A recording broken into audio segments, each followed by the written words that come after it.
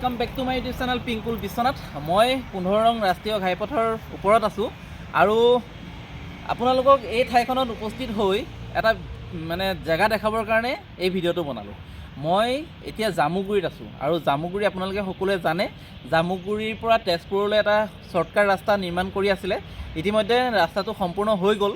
यार ऊपर जिखन ब्रिज निर्माण कराइছিলে भरलू नदीर ऊपर जिखन ब्रिज निर्माण कराइছিলে एखनो सम्पूर्ण হৈ গ'ল। इतिमध्ये मानुहे एफालेदि अहा जोৱা কৰি আছে আৰু আমাৰ সকলোৰে কাৰণে এটো এটা সুখৰ খবৰ, কাৰণ তেজপুৰ যাবলৈ আগতে যদি 1.5 ঘণ্টা বা 2 ঘণ্টা সময় লাগিছিলে এতিয়া 1 ঘণ্টাতে আমি তেজপুৰ পাব পাৰিম। এতিয়া চকীঘাটৰ পৰা অৰ্থাৎ মই এতিয়া যোনখন জেগাত ৰখি আছো ইয়াৰ পৰা তেজপুৰ পাবৰ কাৰণে 25 কিলোমিটাৰ যাব লাগে। 25 কিলোমিটাৰ গ'লে আমি তেজপুৰ পাম বা নগাঁও গুৱাহাটী যাবৰ কাৰণে আমাৰ যথেষ্ট সময় এতিয়া ৰাহি হৈছে, যথেষ্ট দূৰত্ব কমি গৈছে। আমাৰ কাৰণে ফুয়েল ৰেহাই হ'ব, আমাৰ কাৰণে সুখৰ খবৰ। মই ভাবিলোঁ এইটো কাৰণে আপোনালোকক মোৰ ভিডিঅ'টোৰ জৰিয়তে নতুনকৈ নিৰ্মাণ কৰি থকা পথটো দেখাওঁ আৰু নতুনকৈ নিৰ্মাণ কৰা ব্ৰিজখনো আপোনালোকক মোৰ ভিডিঅ'টোৰ জৰিয়তে দেখুৱাম। সেইকাৰণে মই ভিডিঅ'টো কৰিলোঁ আৰু জামুগুৰিত আছোঁ। এতিয়া মই জামুগুৰি 15 নং ৰাষ্ট্ৰীয় ঘাইপথৰ ওপৰত আছোঁ। এইফালে নতুনকৈ নিৰ্মাণ কৰা পথেৰে গাড়ী ঘোঁৰা চলি আছে। এইফালে নতুনকৈ নিৰ্মাণ কৰা ঠাইবোৰ আপোনালোকক মই বোলো দেখুৱাওঁ। এইফালে চাওক আপোনালোকে বাৰেচহৰীয়া ভাওনা এই অঞ্চলটোতে হয়। এই ঠাইখনতে বাৰেচহৰীয়া ভাওনা অনুষ্ঠিত হয়। আপোনালোকে সকলোৱে জানে বাৰেচহৰীয়া ভাওনা অসম খ্যাত বিশ্বখ্যাত বাৰেচহৰীয়া ভাওনা, আৰু মই য'ত বাৰেচহৰীয়া ভাওনা হয় সেই জেগাখনতে আছোঁ।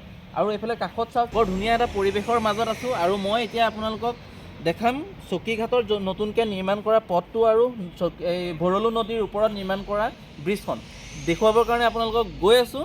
ভিডিঅ'টো আৰম্ভণিৰ পৰা শেষলৈকে সম্পূৰ্ণকৈ চাই থাকিব বুলি আশা ৰাখিছোঁ।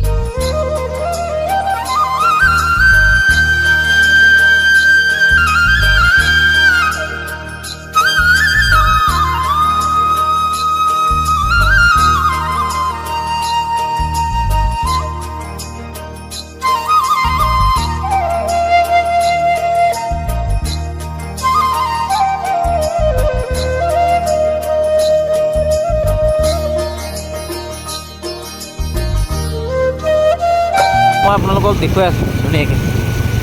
এইখনেই নতুনকৈ নিৰ্মাণ কৰা ব্ৰিজ হয়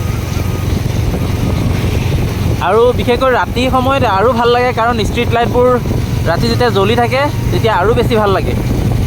এতিয়া চাওকচোন পৰিৱেশটো চাওক কিমান ধুনীয়া হৈছে। আগতে এই ৰাস্তাটোদি মানে এই জেগাটোদি কোনো মানুহ অহা যোৱা কৰা নাছিলে, গোটেই চৰ চাপৰি আছিলে। কিন্তু নতুনকৈ নিৰ্মাণ কৰাৰ ফলত ইয়াতে এটা পৰিৱেশ ধুনীয়া হৈ পৰিছে। অহৰহ এইফালে এতিয়া গাড়ী আহিব লৈছে আৰু আপোনালোকে এইফালেদি আহিলে ধুনীয়া এটা পৰিৱেশ দেখা পাব। দুই কাষে পথাৰ দেখা পাব আপোনালোকে, আৰু নদীখনৰ যি সৌন্দৰ্য এই সৌন্দৰ্যটো এইটো সময়ত আৰু ভাল লাগে। চাওক এইফালে সূৰ্য অস্ত যোৱাৰ সময়ছোৱাত নদীত যিটো পোহৰ ৰিফ্লেক্ট হয়, সূৰ্যৰ যিটো ৰিফ্লেক্ট হয় একদম অতি মনোমোহা। সঁচাকৈ কৈছোঁ, আপোনালোকে যদি অহা নাই তেনেহ'লে নতুনকৈ নিৰ্মাণ কৰা এই চকীঘাটত এবাৰ আহি চাওক। চকীঘাটৰ এই ব্ৰিজখনৰ ওপৰত এবাৰ আহি উপভোগ কৰি যাওক। এতিয়া বহু ল'ৰা ছোৱালীয়ে ইয়াতে ফটো উঠিবৰ কাৰণে আহিছে, চেলফি উঠিবৰ কাৰণে আহিছে, কিছুমানে ভিডিঅ' বনাব আহিছে। যেনে ময়ো আজি আপোনালোকক দেখাওঁ বুলি এই ভিডিঅ' বনাওঁ বুলি ইয়ালৈ গুচি আহিলোঁ। আৰু আপোনালোকে বিশ্বনাথ চাৰিআলিৰ পৰা আহি থাকিলে মানে চকীঘাট নাপাওঁতেনে এই ব্ৰিজখন নুঠোঁতেনে ৰাস্তাৰ ৰাইট ছাইডে নতুনকৈ ল' কলেজ নিৰ্মাণ কৰি আছে। এতিয়ালৈকে অ'পেনিং কৰাই নাই। ল' কলেজখন হ'লে আৰু ডেভেলপ হ'ব এই জেগাটো।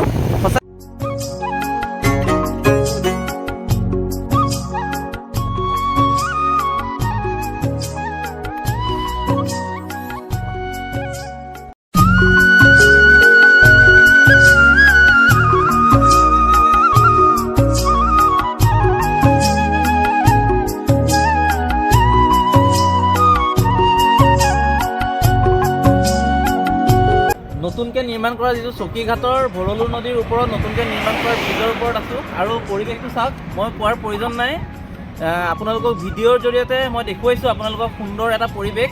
আৰু যিহেতু এতিয়া সন্ধিয়া হওঁ গতিকে ষ্ট্ৰীট লাইটবোৰো জ্বলাই দিছে। বৰ এটা ধুনীয়া সুন্দৰ পৰিৱেশৰ সমাৱেশ ঘটিছে।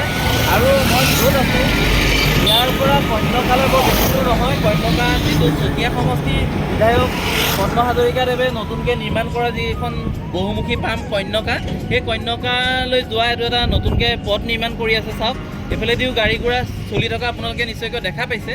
আৰু এটা ধুনীয়া পৰিৱেশৰ মাজত এইফালে দুইফালে ধুনীয়া এটা পৰিৱেশ। আৰু এতিয়া ষ্ট্ৰীট লাইটবোৰ লগাই দিছে নতুনকৈ, যিহেতু পথ নিৰ্মাণ কৰিছে। বহুতো মানুহে ইয়াত ফটো উঠিবৰ কাৰণে আহিছে, চেলফি ল'বৰ কাৰণে আহিছে। আৰু আজি ময়ো আহিলোঁ আপোনালোকক ভিডিঅ'টোৰ জৰিয়তে বোলো দেখাওঁ, নতুনকৈ নিৰ্মাণ কৰা এই ব্ৰিজখন দেখাওঁ, ইয়াৰ পৰিৱেশটো দেখাওঁ। আৰু আপোনালোকক অতি কম সময়ৰ ভিতৰত, কম দিনৰ ভিতৰতে মই কন্যকা বহুমুখী ফাৰ্মখনো দেখুৱাম। এদিন দেখাইছিলোঁ কিন্তু সম্পূৰ্ণকৈ দেখুৱাব নোৱাৰিলোঁ, ভালকৈ উঠাব নোৱাৰিলোঁ কাৰণ মই অহা লেট হৈছিলে। এদিন আহিম আপোনালোকক, ইয়াৰ পৰা বৰ বেছি দূৰ নহয় কন্যকা বহুমুখী ফাৰ্মখন, গতিকে মই অলমষ্ট ইয়াৰ পৰা 1-1.5 কিলোমিটাৰমান হ'ব। গতিকে মই আপোনালোকক এদিন আহিম, বহুমুখী ফাৰ্মখনো আপোনালোকক সুন্দৰকৈ দেখুৱাম। আৰু পদ্ম হাজৰিকাদেৱে এই বহুমুখী ফাৰ্মখনৰ জৰিয়তে বহুতো নিবনুৱা সংস্থাপন দিছে। আশা কৰিছোঁ আপোনালোকে এই ভিডিঅ'টোৰ জৰিয়তে এই ঠাইখিনি দেখি ভাল পালে। আৰু যদি ভিডিঅ'টো চাই ভাল পাইছে তেনেহ'লে লাইক, শ্বেয়াৰ, কমেণ্ট কৰাৰ লগতে মোৰ পিংকুল বিশ্বনাথ নামেৰে থকা চেনেলটো ছাবস্ক্ৰাইব কৰি দিব বুলি আশা ৰাখিছোঁ।